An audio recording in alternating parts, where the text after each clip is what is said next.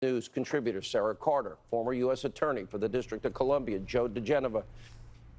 I said to you last time, Joe, when you were on this program, I cringe. My mom was a prison guard. My dad worked in family court probation. And I have so many extended family members in the NYPD and the FBI. And you say bad cops. I know the 99% are not, that they're good people for this country. But we know tonight you have been right, and what we've been reporting, Sara included, she has been right. Well, I think the sad thing about this is you watch someone like Sally Yates, who was the Deputy Attorney General under Obama and acting Attorney General for a while, complain about the rule of law and the violation of it when she and Brennan and Comey and others destroyed the rule of law in the Obama administration. They traduced it. They besmirched it.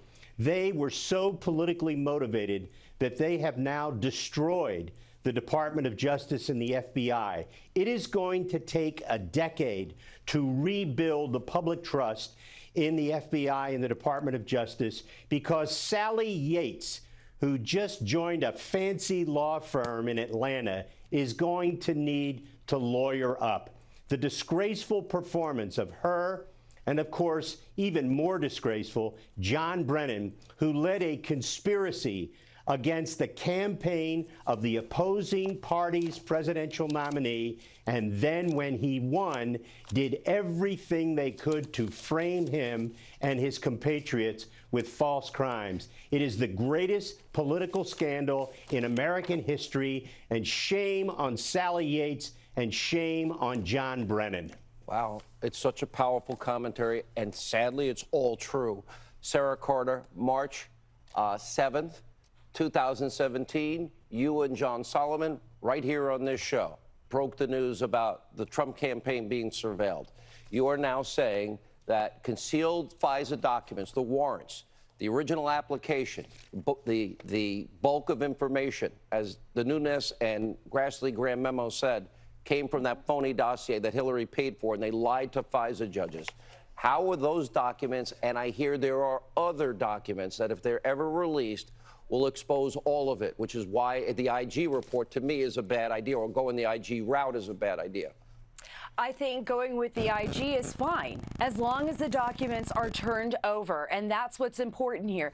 Now, these documents are associated with those FISA applications. Remember, there were 4 FISA applications starting in October 21st, 2016, and then it rolled all the way to September 2017. That's 7 months into President Trump's administration.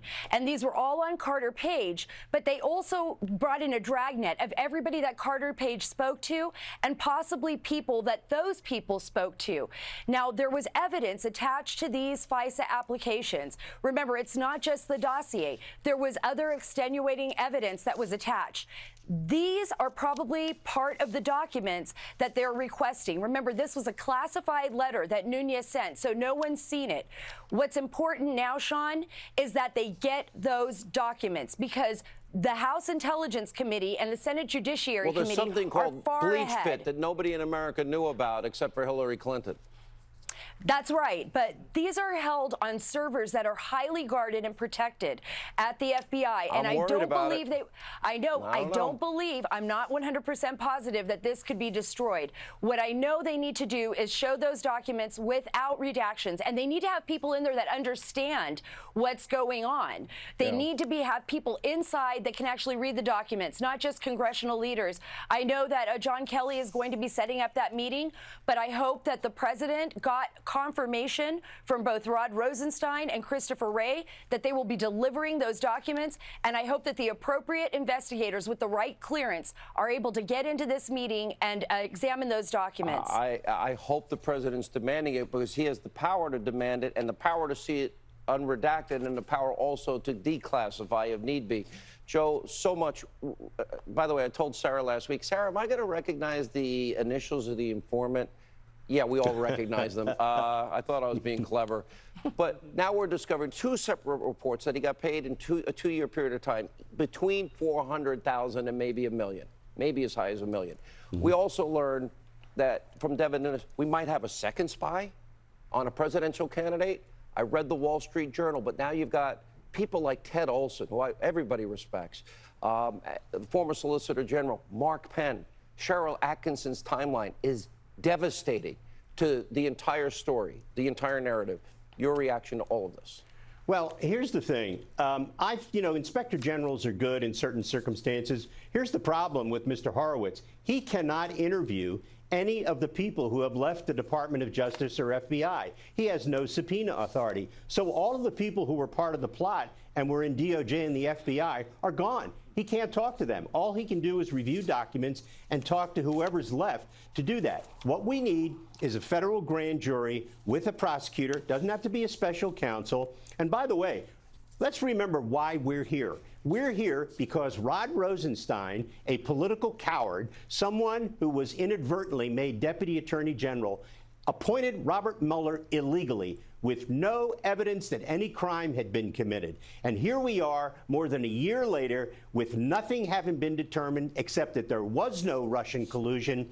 All of these people having been put through hell because Rod Rosenstein couldn't do what he should have done, And he's which is had it conducted. Not only is he conflicted because he was a witness and he signed some of the warrants, right. Guess what? Suppose there was activity, which I believe there was, that went beyond the law. Rod Rosenstein is not only a witness, he would be a co-conspirator. I mean, this is ludicrous. When you think that the President of the United States has to demand an investigation into something that is so obviously criminal, and now the Chief of Staff, General Kelly, is telling Rod Rosenstein, show them the documents. Is Joe right about Rod Rosenstein? We don't have but 35 seconds, Sarah.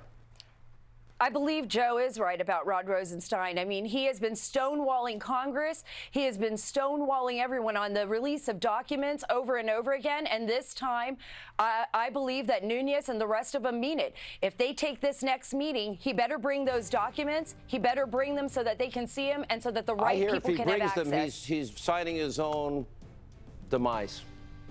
Well, he signed that last FISA warrant. That's right. I want to see it. You're right.